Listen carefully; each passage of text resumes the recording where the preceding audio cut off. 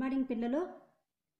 ఈరోజు నేను విటమిన్స్, వాటి యొక్క సైంటిఫిక్ నేమ్స్, తర్వాత ఆ విటమిన్స్ లభించేటటువంటి సోర్సెస్, వాటి వల్ల వచ్చే డిసీజెస్ను మీకు క్షుణ్ణంగా తెలియజేస్తాను. అసలు విటమిన్ అంటే ఏంటి? విటమిన్స్ అంటే మన శరీరానికి కావలసినటువంటి ముఖ్యమైనటువంటి అమైనో ఆమ్లాలు అని అర్థం. ఈ విటమిన్స్ అనేటటువంటి పదం విటా అనేటటువంటి గ్రీక్ లాంగ్వేజ్లో నుండి ఉద్భవించింది. విటా అంటే జీవితం అని అర్థం. ఈ విటమిన్స్ మీద మొట్టమొదట 1917వ సంవత్సరంలో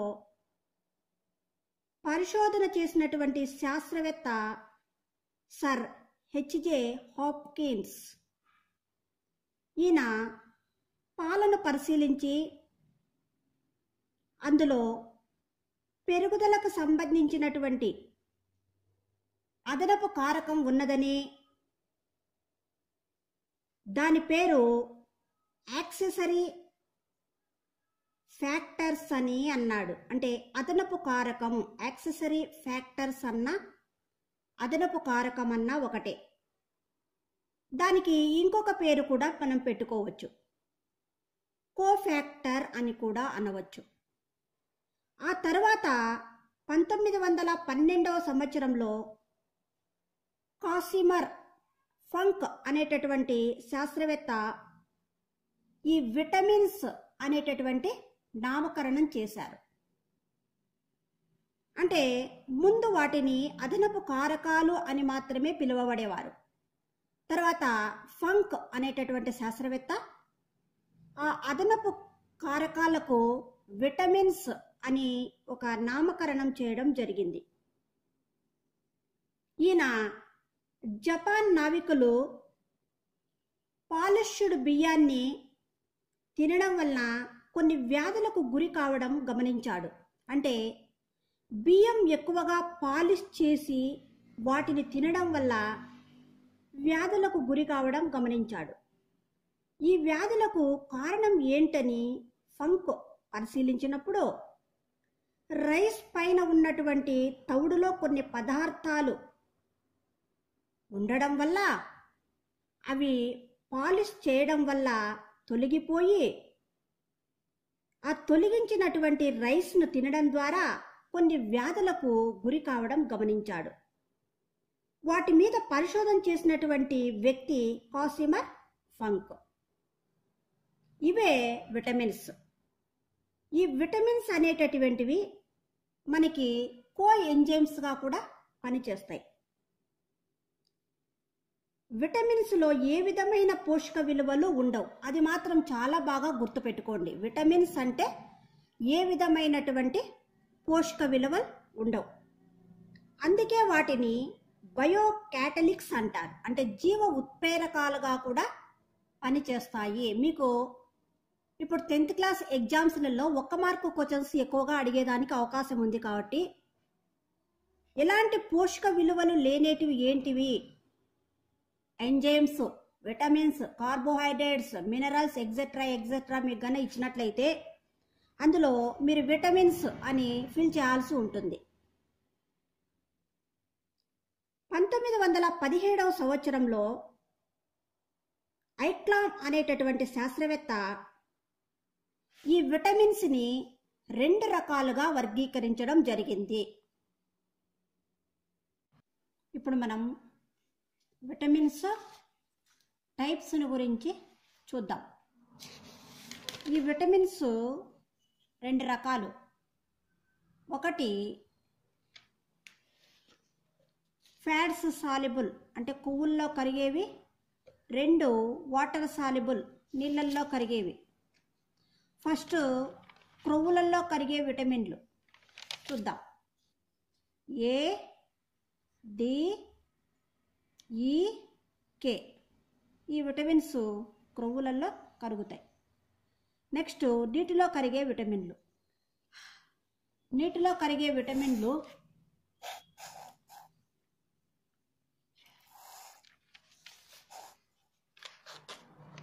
B1, B2, B3, B5, B6, B7, B9, B12 ఇవన్నీ బి కాంప్లెక్స్ విటమిన్స్ అంటారు. నీటిలో కరిగే విటమిన్లు బి కాంప్లెక్స్, తర్వాత సి విటమిన్, ఇవి రెండూ కూడా నీటిలో కరిగే విటమిన్స్. ఇప్పుడు మనం ఒక్కొక్క విటమిన్ గురించి తెలుసుకుందాం. ఇప్పుడు ఏ విటమిన్, ఈ ఏ విటమిన్ను రెటినాల్ విటమిన్ అని అంటాం. దీని యొక్క సైంటిఫిక్ నేమ్ రెటినాల్. దీన్ని యాంటీ జీరప్థాలమియా అంటారు.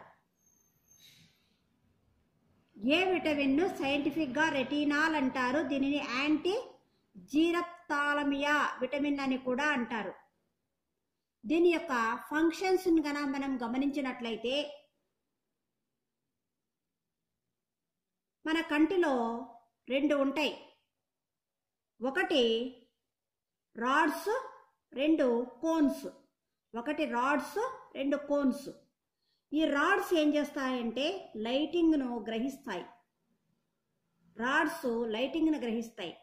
కోన్స్ కలర్స్ని గుర్తిస్తాయి. కోన్స్ కలర్స్ను గుర్తిస్తాయి. ఈ రాడ్స్ కోన్స్ సరిగ్గా పనిచేస్తేనే మన దృష్టి బాగా ఉంటుంది. ఈ రాడ్స్లోను కోన్స్ లోపల రెండు పిగ్మెంట్లు ఉంటాయి. పిగ్మెంట్స్ అంటే వర్ణద్రవ్యాలు. ఆ వర్ణద్రవ్యాలు సక్రమంగా పెరగాలంటే ఏ విటమిన్ అనేటటువంటిది అవసరం అవుతుంది. తర్వాత రొడాప్సిన్, ఐడ్రాప్సిన్ అనే ఈ రెండు వర్ణద్రవ్యాల అభివృద్ధికి ఈ రెటినాల్ సహకరిస్తుంది. వీటిలో ఏవైనా అపసవ్యత వస్తే దృష్టి జ్ఞానం దెబ్బతినిపోతుంది. అందుకని ఈ విటమిన్ జంతువులు డైరెక్ట్గా సంగ్రహిస్తాయి. అదే మొక్కల్లో అయితే కెరోటిన్ రూపంలో ఉంటుంది. దీనిని ప్రోవిటమిన్ ఏ అంటారు. ఈ కెరోటిన్ మానవులు భుజించిన తర్వాత కాలేయం, ప్రేవులలో ఇది ఏ విటమిన్గా మారిపోతుంది. కాబట్టి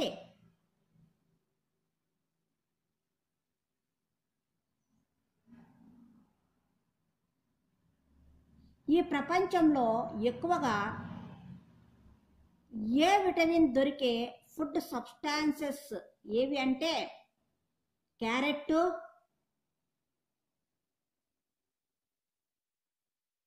తర్వాత ఆకుకూరలు, బచ్చలాకు, ఇవి ఎక్కువగా ఉంటాయి.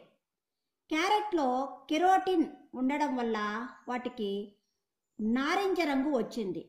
కెరోటిన్ అనేది రంగునిచ్చేటటువంటి ఒక పదార్థం. ఆ తర్వాత ఫలాలైతే బొప్పాయి, ఆకుకూరలైతే బచ్చలిలో ఎక్కువగా ఉంటుంది. ఏ విటమిన్ లోపం వల్ల అనేక రకాలైనటువంటి రుగ్మతలు లేదా డెఫిషియన్సీస్ వస్తాయి. ఏ విటమిన్ లోపం వలన జీరప్థాలమియా అనేటటువంటి వ్యాధి వస్తుంది. అంటే కంటిలోని లాక్రిమల్ గ్లాండ్స్ అనేవి ఈ కన్నీటిని అంటే టీయర్స్ని స్రవిస్తాయి. అదే కన్ను ఎప్పుడు తడిగా ఉంటుంది. కన్నీరులో లైసోజోమ్ అనేటటువంటి ఎంజైమ్ ఉంటుంది. బాగా గుర్తుపెట్టుకోండి. కన్నీటిని లాక్రిమల్ గ్లాండ్స్ అనేటివి స్రవిస్తే ఆ కన్నీటిలో లైసోజోమ్ అనే ఎంజైమ్ ఉంటుంది. ఇది కంటిని ఎప్పుడు కూడా తడిగా ఉంచుతుంది. ఇది కంటి లోపలికి ప్రవేశించేటటువంటి సూక్ష్మజీవులను చంపుతుంది.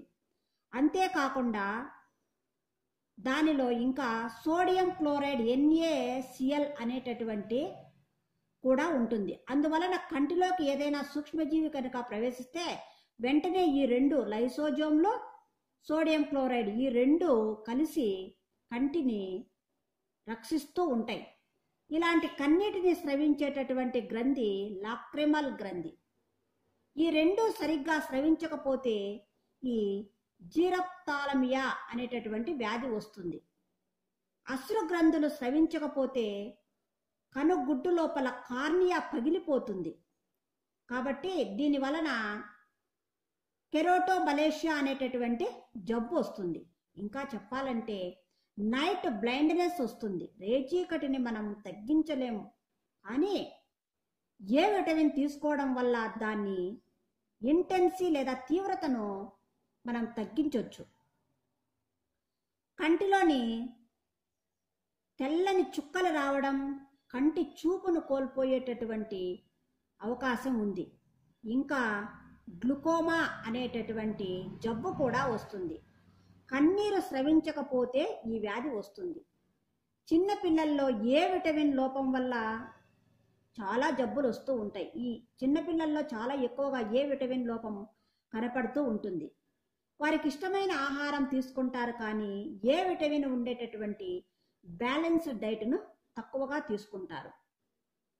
కాబట్టి వాళ్ళల్లో డయేరియా వస్తుంది. దానివల్ల లవణాలు ఎక్కువగా కోల్పోవడం ద్వారా వాళ్ళకి ఏమొస్తుందంటే ఈ కెరోటిన్ పదార్థం తగ్గిపోతుంది. దాని ద్వారా లాక్రిమల్ గ్రంథులు తగ్గిపోతాయి.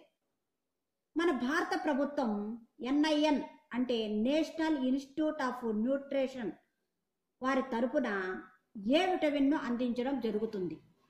NIN అనేటటువంటి సంస్థ హైదరాబాదులో ఉంది. ఈ సంస్థ 6-9 నెలల టాబ్లెట్స్ ప్రిజర్వ్ చేయవచ్చు. ఈ సంస్థ ఇచ్చేటటువంటి టాబ్లెట్స్ను మనం 6-9 నెలలు ప్రిజర్వ్ చేయవచ్చు. కాబట్టి ఈ విటమిన్స్ స్కూల్కు అందించి పిల్లలకు ఇస్తూ ఉన్నారు. కాబట్టి ఏ విటమిన్ కంటి చూపుకు సంబంధించినటువంటి విటమిన్. Next D vitamin. ఈ డి విటమిన్ యొక్క సైంటిఫిక్ నేమ్ ఏంటంటే కాల్సిఫెరాల్. దీనిని సన్షైన్ విటమిన్ అని కూడా అంటారు. తర్వాత ఉచిత విటమిన్, ఫ్రీ విటమిన్ అని కూడా అంటారు. యాంటీ రికెట్స్ విటమిన్ అని కూడా అంటారు. మనకు ఎలా ఇది లభిస్తుంది అని గనక చూసినట్టయితే ఇది సూర్యోదయం, సూర్యాస్తమయ సమయంలో సూర్యకిరణాలలో ఉండే యూవీ రేస్ అనేవి దేహం మీద పడడం వల్ల శరీరం లోపల ఉండేటటువంటి కొలెస్ట్రాల్ కరిగిపోయి డి విటమిన్గా మారిపోతుంది. పైన ఉన్న చర్మాన్ని ఎపిడెర్మిస్ అంటారు, బాహ్య చర్మం అంటారు. దాని కింద ఉన్నటువంటి అంతఃచర్మం 1 మిల్లీమీటర్ లోపల ఉన్నటువంటి ఈ చర్మాన్ని సబ్ క్యూస్టేవియస్ అంటారు. దీనిలో కొవ్వులు సూర్యరశ్మిలోని అల్ట్రావైలెట్ రేస్ తాకినప్పుడు డి విటమిన్గా మారిపోతుంది. చిన్నపిల్లలు ఎముకల పరిపుష్టి చేయడానికి కూడా డి విటమిన్ అవసరం. చిన్నపిల్లల్లో ఎక్కువగా ఈ డి విటమిన్ లోపం వల్ల రికెట్స్ అనేటటువంటి జబ్బు వస్తూ ఉన్నది. ఈ రికెట్స్ లక్షణాలు ఎలా ఉంటాయంటే కాళ్ళు వంకర్లు పోవడం, దొడ్డి కాళ్ళు వస్తూ ఉంటాయి. డి విటమిన్ ఉండేటటువంటి ఆహార పదార్థాలు ఏంటంటే అవి షార్క్ లేదా కాడ్ లివర్ లోని ఆయిల్ను తీసుకోవడం వల్ల రికెట్స్ రాకుండా మనం నివారించవచ్చు. అంతేకాకుండా పాలు, గుడ్లు, మాంసంలో కూడా డి విటమిన్ తర్వాత పోషకాలు ఉంటాయి. నెక్స్ట్ ఈ విటమిన్.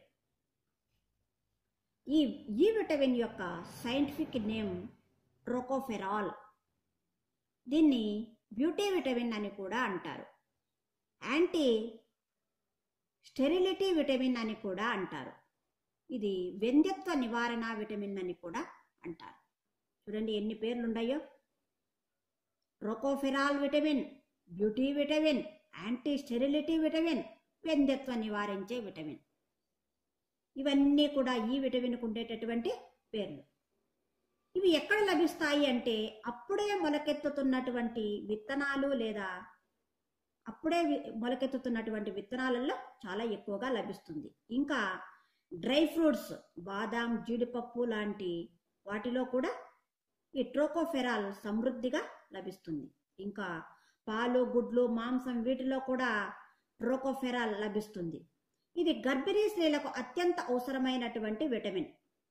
గర్భస్రావం జరగకుండా అబార్షన్ రాకుండా ఈ విటమిన్ అనేది చాలా అత్యవసరంగా ఉపయోగపడేటటువంటి విటమిన్. ఇకపోతే కే విటమిన్. ఈ కే విటమిన్ సైంటిఫిక్ నేమ్ ఏంటంటే పిల్లోక్వినోన్. దాని సైంటిఫిక్ నేమ్ పిల్లోక్వినోన్. దీన్ని యాంటీ హెమరేజ్ విటమిన్ అని కూడా అంటారు. అంటే రక్తం గడ్డ కట్టకుండా ఉండే విటమిన్. ఇంకా నాప్తలోపినోన్ అని కూడా అంటారు.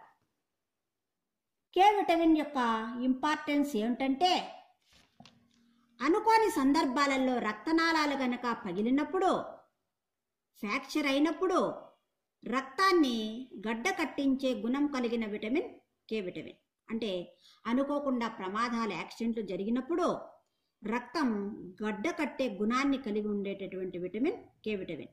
కొయాగ్యులేషన్ ఆఫ్ బ్లడ్ అని కూడా అంటారు. అప్పుడే పుట్టిన శిశువుల్లో అనుకోని అబ్నార్మల్ డిసీజెస్ వచ్చినప్పుడు వారికి ఆపరేషన్ చేయాల్సిన సందర్భాలలో ఈ యొక్క కే విటమిన్ వాళ్ళలో లభించదు. కాబట్టి వాళ్లకు ప్రత్యేకంగా కే విటమిన్ ఇచ్చి ఆపరేషన్ చేస్తూ ఉంటారు డాక్టర్లు. కే విటమిన్ దొరికే రీసోర్స్ను గన మనం పరిశీలిస్తే కాలేయం, మూత్రపిండాలు, ఇంకా చెప్పాలంటే ఇది మానవుల యొక్క ప్రేవుల్లో ఉండేటటువంటి యూజ్ఫుల్ బ్యాక్టీరియా ఎచ్చరీరియా కోలై, దీనిని ఈ కొలై అని కూడా అంటారు. ఇవి మానవుల్లో కే విటమిన్ తయారు చేస్తుంది. డాక్టర్ సలహా లేకుండా ఎక్కువ యాంటీబయాటిక్స్ తీసుకోవద్దు అంటారు. ఎందుకంటే మన పేవుల్లో ఉండేటటువంటి యూజ్ఫుల్ బ్యాక్టీరియా చనిపోయిందంటే మనకు కే విటమిన్ అనేది తయారు కాదు. కాబట్టి మనం మళ్ళీ ఒకసారి సైంటిఫిక్స్ నేమ్స్ గురించి చూద్దాం, సరేనా? ఇప్పుడు ఏ విటమిన్ ఏమంటాం? Scientific name retinol. D vitamin ఏమంటాం సైంటిఫిక్ నేమ్లో? కాల్సిఫెరాల్. అలాగే ఈ విటమిన్ ఏమంటాం? ట్రోకోఫెరాల్. కే విటమిన్ ఏమంటాం? పిలోక్వినేన్ అంటాం, సరేనా? ఇప్పుడు మనం నీటిలో కరిగేటటువంటి విటమిన్లను గురించి చూద్దాం.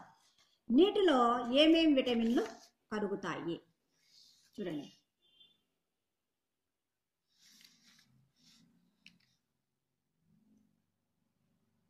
ఇప్పుడు మనం బి కాంప్లెక్స్ విటమిన్లు నీళ్ళల్లో కరుగుతాయని చెప్పుకున్నాం కదా. బి కాంప్లెక్స్ లో B1 విటమిన్ గురించి చూద్దాం. ఈ B1 విటమిన్ మనం సైంటిఫిక్ నేమ్ థైమిన్. దీన్ని యాంటీ న్యూరటిక్ విటమిన్ అంటారు. దీన్నే యాంటీ బెరీ విటమిన్ అని కూడా అంటారు. ఇది పాలిష్ చేసినటువంటి బియ్యము లేదా గోధుమలు ఏవైతే మనం నిత్య జీవితంలో ఆహారంగా తీసుకుంటామో ఆ బియ్యం తర్వాత గోధుమల్లో కానీ పైనుండే పొట్టును ఎక్కువ పాలిష్ చేయడం వల్ల తౌడులో ఉన్నటువంటి బి విటమిన్ మనం కోల్పోతాం. దీని ద్వారా మనకు గుండెకు సంబంధించినటువంటి జబ్బులు వస్తాయి. నాడీ మండలంకు అపస్రవ్యత ఏర్పడుతుంది. తర్వాత మూర్ఛ వ్యాధులు రావడం, కండరాల క్షీణత జరగడం, అలసట, ఆకలి లేకపోవడం వంటి లక్షణాలు కూడా మనకు కనపడతాయి. ఈ యొక్క B1 విటమిన్ లోపం వలన ఇవన్నీ కూడా వస్తాయి. కాబట్టి మనం ఎక్కువగా పాలిష్ చేసినటువంటి బియ్యాన్ని కాకుండా ముడి బియ్యాన్ని గన మనం ఆహారంగా తీసుకుంటే అప్పుడు మనకు ఈ B1 విటమిన్ ఎక్కువగా దొరుకుతుంది. ఇది ఎక్కువగా ఈస్ట్ కణాలలో, తర్వాత పాలు, గుడ్లు, మాంసం వీటిలో కూడా మనకు B1 విటమిన్ లేదా థైమిన్ బాగా దొరుకుతుంది. దీని లోపం వల్ల మనకు బెరీ అనేటటువంటి వ్యాధి వస్తుంది. Next B2 vitamin. ఈ B2 విటమిన్ను మనం రిబోఫ్లవిన్ అంటాం. దీనిని ఎల్లో ఎంజైమ్ అని కూడా అంటాం. దీని యొక్క రిసోర్స్ ఏమిటంటే ఆవు పాలు, మాంసం, గ్రుడ్లు ఇవి ముఖ్యమైనటువంటి ఆహార పదార్థాలు. ఇంకా చెప్పాలంటే ఆవు పాలు, పచ్చ సోన, కాలేయం ఇవి పసుపు పచ్చ వర్ణంలో ఉండడానికి కారణం ఏంటంటే ఈ రిబోఫ్లవిన్ అనేటటువంటి ఎల్లో ఎంజైమే ఈ పసుపు రంగుకు కారణం. దీని యొక్క ఫంక్షన్స్ ఏంటంటే కణములో ఆక్సీకరణం మరియు క్షయకరణ చర్యలు చేపట్టడానికి రైబోఫ్లవిన్ లేదా బిటోవిటమిన్ సహకరిస్తుంది. దీని లోపం వలన కిలోసిస్ అనేటటువంటి వ్యాధి వస్తుంది లేదా గ్లాసైటిస్ అనేటటువంటి జబ్బు కూడా వస్తుంది. క్విలోసిస్ అంటే పెదాలు చివర్ల పగిలి రక్తం రావడం. గ్లాసైటిస్ అంటే నాలుక మీద పుండ్లు రావడం. ఈ రిబోఫ్లవిన్ లేదా B2 విటమిన్ తీసుకుంటే ఈ కిలోసిస్ తర్వాత గ్లాసైటిస్ను మనం పూర్తిగా నివారించవచ్చు. ఇకపోతే B3 విటమిన్, దీనిని యాంటీపెలగ్రా విటమిన్ అంటారు. B3 విటమిన్ దీని సైంటిఫిక్ నేమ్ నియాసిస్. దీన్ని యాంటీపెలగ్రా విటమిన్ అంటారు.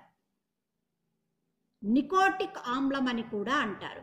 ఇది నియాసిన్ను ఈ నియాసిన్ గన మనం చూస్తే చర్మం మీద పొక్కులు వచ్చి చిన్న చిన్న మచ్చలు కూడా వస్తాయి. దీన్ని డెర్మటైటిస్ అంటారు. అంతేకాకుండా ఈ విటమిన్ వల్ల మతిమరుపు కూడా వస్తుంది. దీన్ని నియాసిస్ లోపం వల్ల వస్తుంది. ఇంకా డయేరియా వస్తుంది, అంటే విరోచనాలు వస్తాయి. ఇది చిన్నపిల్లల్లో ఎక్కువగా వస్తుంది. తర్వాత నిద్రలేమి వస్తుంది. తర్వాత ఇది ఎక్కువగా ఈస్ట్ శిలీంధ్రంలో సమృద్ధిగా దొరుకుతుంది. కాబట్టి కొన్ని శిలీంధ్రాలు మన శరీరానికి ఉపయోగపడే శిలీంధ్రాలు కూడా చాలా ఉన్నాయి. తర్వాత చిలగడ దుంపలు, వేరుశెనగ గింజలు, పాలు, గుడ్లు వీటిలో కూడా ఇది సమృద్ధిగా దొరుకుతుంది. ఇది కార్బోహైడ్రేట్స్, ప్రోటీన్స్, ఫ్యాట్స్ సంశ్లేషణలో పాల్గొంటుంది. కాబట్టి B3 విటమిన్ లోపం వల్ల మనకు ఎక్కువగా చర్మానికి సంబంధించినటువంటి జబ్బులు ఎక్కువగా వస్తాయి. డెర్మటైటిస్ అనేటటువంటి జబ్బులు వస్తాయి. అంటే చర్మం మీద పొక్కులు రావడం, చిన్న చిన్న మచ్చలు రావడం ఇవన్నీ జరుగుతూ ఉంటాయి. నెక్స్ట్ పోతే B5 విటమిన్, దీనిని ఫ్యాంటోథనిక్ ఆమ్లం అంటారు. దీని లోపం వల్ల అరికాళ్ళ మంటలు వస్తాయి. దీనిని బర్నింగ్ ఫీట్ అంటాం. ఇది కార్బోహైడ్రేట్, ప్రోటీన్లు, ఫ్యాట్స్ సంశ్లేషణలో పాల్గొంటుంది. తర్వాత B6 విటమిన్, ఈ విటమిన్ యొక్క సైంటిఫిక్ నేమ్ పెరిడాక్సిన్. దీన్ని యాంటీ ఎనీమియా విటమిన్ అని కూడా అంటారు.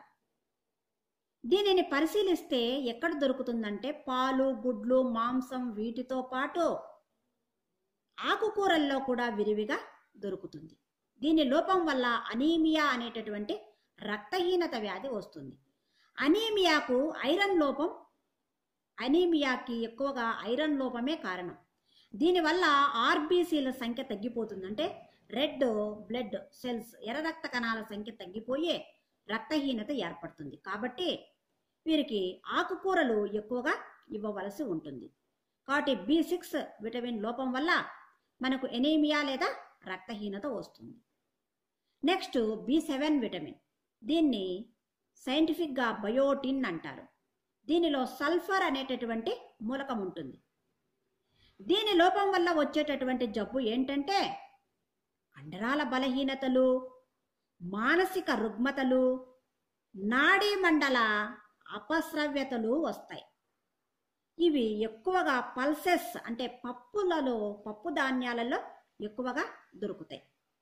నెక్స్ట్ B9 విటమిన్, దీన్ని మనం పోలిక్ ఆమ్లం అని కూడా అంటాం. ఇది గర్భవతులకు బాగా ఇవ్వవలసి ఉంటుంది. పోలిక్ ఆమ్లం అనేటటువంటిది కేంద్రక ఆమ్లం యొక్క సంశ్లేషణలో ఉపయోగపడుతుంది. ఇంకా ఎర్ర రక్త కణాలు, తెల్ల రక్త కణాల ఉత్పత్తిలో ఇది పాల్గొంటుంది. నెక్స్ట్ B12 విటమిన్, దీనిని సైంటిఫిక్గా మనం సైనకోబాలమిన్ అంటాం. ఇది కోబాల్ట్ అనేటటువంటి దీనిలో కోబాల్ట్ అనేటటువంటి ఒక మూలకం ఉంటుంది. ఇది చిన్న ప్రేవుల్లో సంశ్లేషణ చేయబడుతుంది. ప్రేవులలో ఈకొలై అనేటటువంటి బ్యాక్టీరియా ద్వారా సంశ్లేషణ చేయబడుతుంది.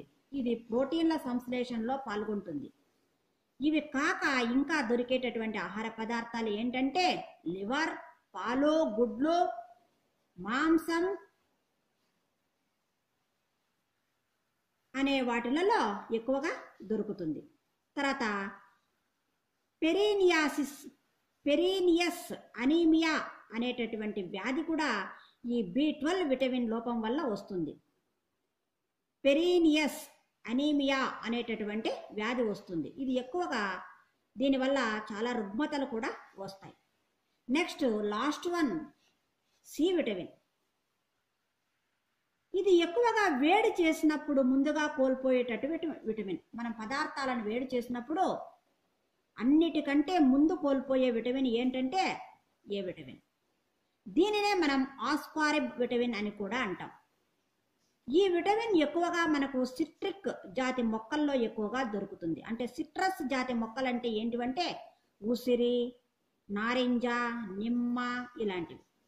అంటే పులుపుకు సంబంధించినటువంటి పండ్లల్లో ఈ విటమిన్ విరివిగా దొరుకుతుంది.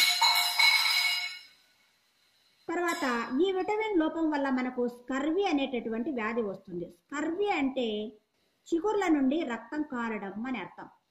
ఈ సి విటమిన్ ఎక్కువగా తీసుకోవడం వల్ల ఈ స్కర్వీ అనేటటువంటి వ్యాధిని మనం నివారించగలం. ఈ సి విటమిన్ అనేటటువంటిది ఎముకల మధ్యలో ఉండేటటువంటి మజ్జ లేదా మూలగడను కొలేజిన్ను తయారు చేస్తుంది. మనకు ఇంకా ఎక్కువగా చెప్పాలంటే మనకు ఇమ్యూనిటీ పవర్ అంటే నిరోధక శక్తిని కూడా కలిగిస్తుంది. తర్వాత గాయాలను మాన్పడంలో ఇది చాలా బాగా ఉపయోగపడుతుంది. మనం ఇప్పుడు మరొకసారి విటమిన్లను గురించి మరొకసారి చూద్దాం. ఇవి విటమిన్స్ టైప్స్. క్రొవ్వులో కరిగే విటమిన్లు ఏడి, ఈకే విటమిన్లు క్రొవ్వులలో కరుగుతాయి. నెక్స్ట్ నీటిలో కరిగేవి B complex, C vitamin. B complex కింద B1, B2, B3, B5, B6, B7, B9, B12 vitamins వస్తాయి. వీటన్నిటినీ మనం బి కాంప్లెక్స్ అంటాం. Next C vitamin. ఇది కూడా నీటిలో కరిగేటటువంటి విటమిన్.